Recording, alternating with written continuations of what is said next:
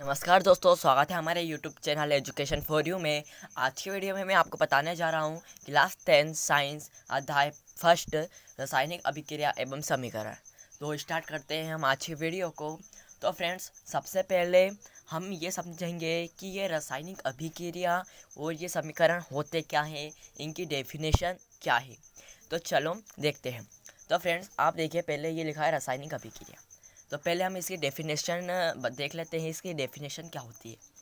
तो इसकी डेफिनेशन है कि दो या दो से अधिक अभिकारक, ठीक है ना फ्रेंड्स, दो या दो से अधिक अभिकारक जब आपस में क्रिया कर कर उत्पाद का निर्माण करते हैं तो उसे रासायनिक अभिक्रिया कहते हैं। कैसे? जैसे कि हमारे दो अभिकारक, मान लीजिए पहला अभिकारक हमने लिया मैग्नीशियम, ठीक है ना, प्लस दूसरा अभिकारक हमने लिया ऑक्सीजन,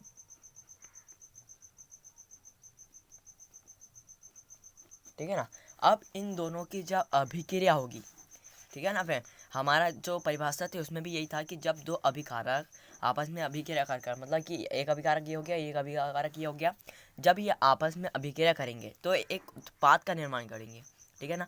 तो अब हमारा उत्पाद इससे क्या बनेगा, जब मैग्नीशियम ऑक्सीजन से क्रिया करेगा तो हमारा उत्पाद बनेगा मैग्नीशियम ऑक्साइड, ठीक है ना।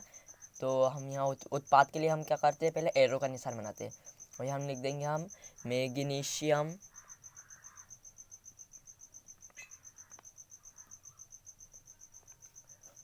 ठीक है ना, और हम यहाँ लिख देंगे ऑक्साइड,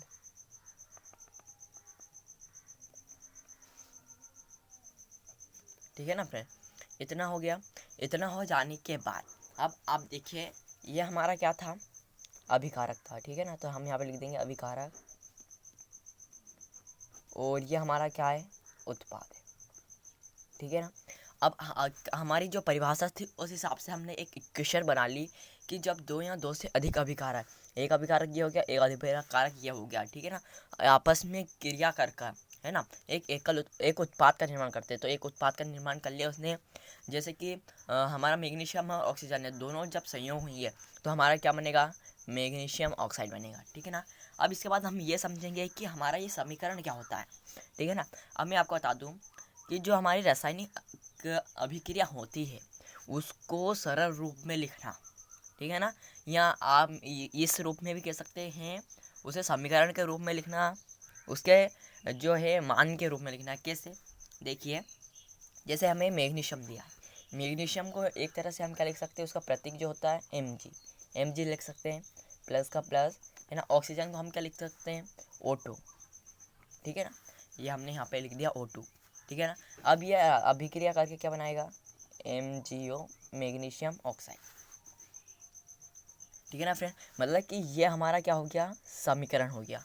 ओके, आई इतनी बात समझ में कि ये हमारा जो हो गया वो समीकरण हो गया। ओके, अब इस समीकरण को हमें संतुलित भी करना रहता है, ठीक है ना, ठीक है ना। हम क्या करेंगे, इस समीकरण को हम क्या करेंगे, संतुलित करेंगे। अब आप कहोगे कि ये संतुलित करना क्या होता है।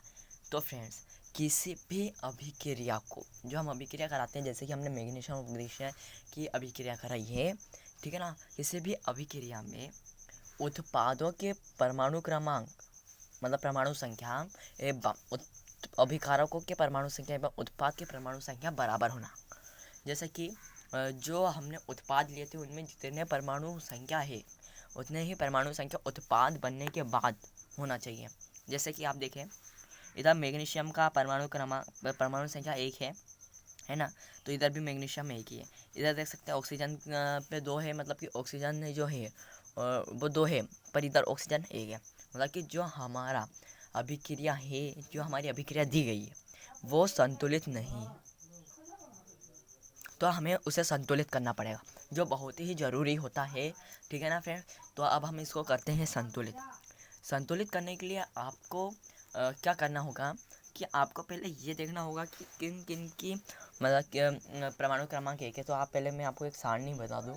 जैसे कि मैग्नीशियम दिया है, पहले हम अभिकारक की बात कर रहे हैं, तो अभिकारक में मैग्नीशियम कितना दिया, परमाणु संख्या 1 दिया। ऑक्सीजन कितना दिया, हमारा ऑक्सीजन 2 दिया, ठीक है ना। इसी प्रकार हम उत्पाद की बात कर रहे हैं, उत्पाद में हमको मैग्नीशियम कितना दिया, 1 दिया, ठीक है ना। ऑक्सीजन कितना दिया, 1 दिया, ठीक है ना। मतलब कि इसमें कितने की कमी हो रही है, 1 की कमी हो रही है।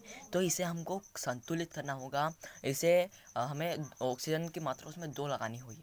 तो किस प्रकार से, आप ऐसा ना करें कि यहाँ पे 2 है तो आप यहाँ पे 2 लगा दो, तो फ्रेंड इक्वेशन पूरी बिगड़ जाएगी। MgO2 तो कोई होता ही नहीं है, कोई सा सूत्र ही नहीं होता है, क्योंकि मैग्नीशियम ऑक्साइड का सूत्र MgO होता है। तो अब क्या करें, तो फ्रेंड्स इसके लिए आपको क्या करना होगा, इस मैग्नीशियम में 2 आगे लगा देना है, ठीक है ना। तो अब आप देखिए हमारी जो मैग्नीशियम वो कितनी हो गई, 2 हो गई, ठीक है ना।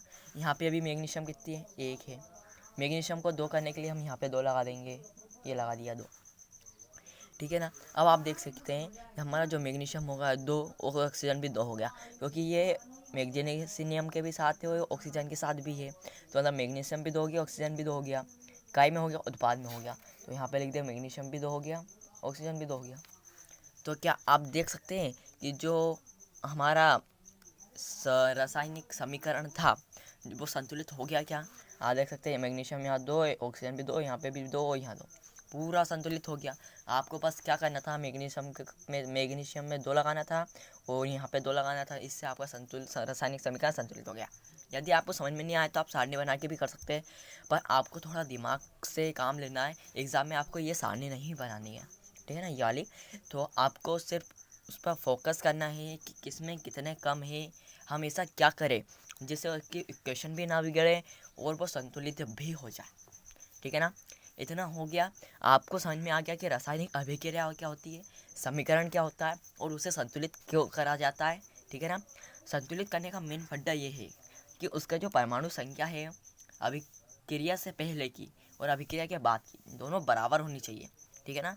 तभी जो अभिक्रिया रहेगी वो हमारी सही रहेगी, ठीक है ना। ऐसे क्वेश्चन हमारे आगे बहुत सारे आने वाले हैं, वीडियो को लास्ट तक देखना।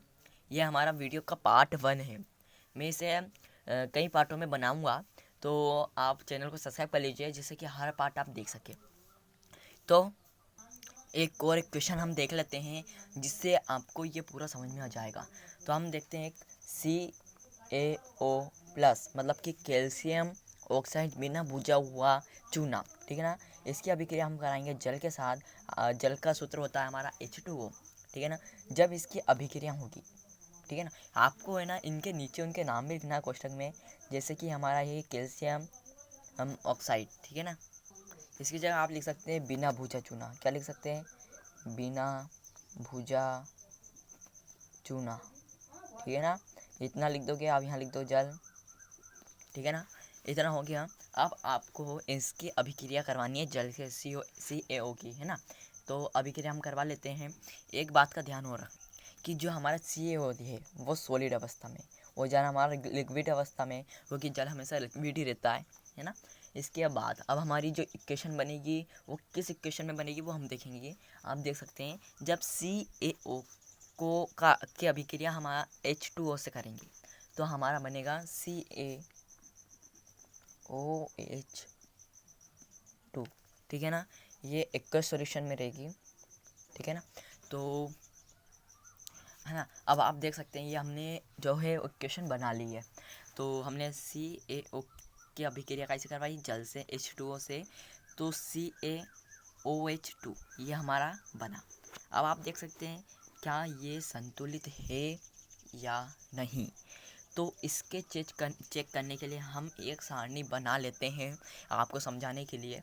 आप देख सकते हैं जो हमारा जो कैल्शियम दिया है Ca वो हमारी 1 दिया है, ठीक है ना, ठीक है ना। या अभी कारक में कैल्शियम 1 दिया है। इसके साथ ऑक्सीजन जो हमें दिया है वो कितने दिए हैं, 1 ऑक्सीजन ये रहा, 1 ऑक्सीजन ये रहा। तो हमारा ऑक्सीजन कितना हो गया, 2 हो गया। इसके बाद जल मतलब हमारा हाइड्रोजन गैस H2, हाइड्रोजन कितना दिया, 2 H2 दिया है। मतलब हम उसको पूरा नहीं देखेंगे क्योंकि ये H2 गैस हो गई और ये ऑक्सीजन हमने पहले गिन चुके हैं। तो हमने इतनी चीज़ें बाहर निकाल ली है। जो हमें कैल्शियम 1 दिया है, ऑक्सीजन 2 दिया है और जो हाइड्रोजन गैस है वो हमें 2 दी है, मतलब हाइड्रोजन, ओनली हाइड्रोजन हमें 2 दिया है। इसके बाद यहाँ पे कैल्शियम कितना दिया, 1, ठीक है ना। OH2 मतलब ऑक्सीजन भी 2 है और हाइड्रोजन भी 2 है, ठीक है ना। तो ऑक्सीजन भी 2 हो गई, हाइड्रोजन भी 2 हो गया ना 2।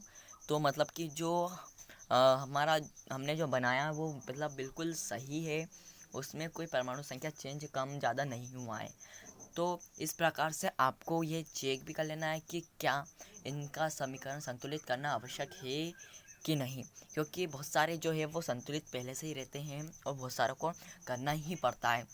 तो अब ये हमारा पार्ट 1 आज का एंड होता है। आज की वीडियो में मैंने आपको बेसिक जानकारी दी है कि जो रासायनिक अभिक्रिया, समीकरण और संतुलित ये चीज़ें क्या होती हैं। तो वीडियो अच्छी लगी है तो वीडियो को लाइक कर देना और हमारे चैनल को सब्सक्राइब कर देना, जिससे हमारी हर वीडियो की नोटिफिकेशन आप तक पहुंच जाए। पार्ट 2 में मैं आपको बताने जाऊंगा कि रासायनिक अभिक्रिया के प्रकारों के बारे में, फुल प्रकार आपको बताने जा रहा हूं, उनकी डेफिनेशन, उनके बारे में और इजी ट्रिक, जिससे कि आप उसे आसान से आसान तरीके से याद भी कर सकते हो और सोल्व भी कर सकते हो उनके क्वेश्चन को। उनके जो सूत्र है उनको भी याद करवाने की मैं आपको कोशिश करूँगा। तो चैनल को सब्सक्राइब कर लेना, ठीक है ना। ऐसी वीडियो देखने के लिए बेल आइकन को भी क्लिक कर देना, क्योंकि हर वीडियो की नोटिफिकेशन आप तक पहुंच जाएगी। धन्यवाद।